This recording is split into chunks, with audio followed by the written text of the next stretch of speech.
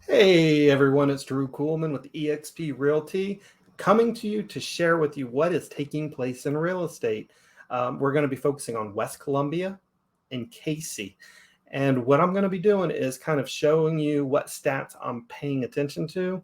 We know the economy's changing. We're hearing all kinds of just different information from the news. So I want to show you the data and let you see what I'm seeing.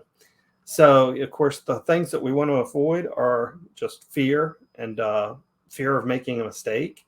And we also, of course, want to avoid mistakes. So we don't want to say it's better than what it is or it's worse than what it is. What we want to do is really take a look at it and figure out where it's going. So let me give you a summary of what you're seeing right here. And what I'll do is I'll make this slide available. I can email it to you so you can read it, as slow as you want. But I broke it into 3 price points because different price points, even in the same areas, can work a little differently. Then I took several different months because the more data we have, the more accurate the information is, but the better trends we see. Then what you want to pay attention to is how many properties are hitting the market versus how many are selling. That's going to really give us a feel for if the months of inventory are changing. That is what we use to decide, is it a buyer's market or a seller's market? If you look at all the stats across the board, it's pretty much whatever's hitting the market for the most part is selling on average. So this one's a little off. 26 hit the market, 17 sold. We still have another week in June, though. In April, the number was off 43 to 27. But, a lot of the 250 to 500s, it's under 2 months of inventory. And 5 months is a neutral market. So that tells you it was very skewed on the seller side. We got to see if it starts tipping more in the neutral category, which is definitely what I expect. Days on market. We want to see if that starts creeping up. If it starts creeping up, it means all of a sudden buyers aren't acting as fast. Sellers are going to start getting more anxious, and they tend to get a little more motivated, make some more price adjustments. And then, of course, the sales to list price. How much do you have to offer to win that house? And then, is that number going down? If it goes down, like right now, 101, 101, 102, 103.7.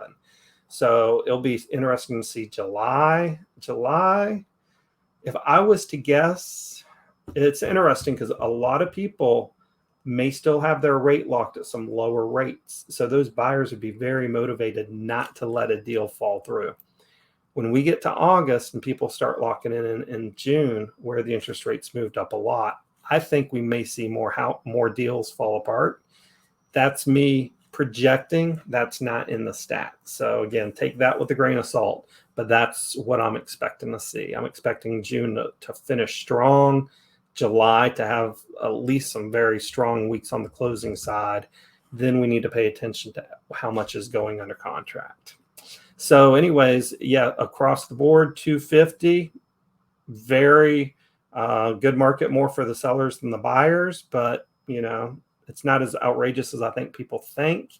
Under 500,000, again, you're going to have to go around list a little bit more probably to end up winning the contract.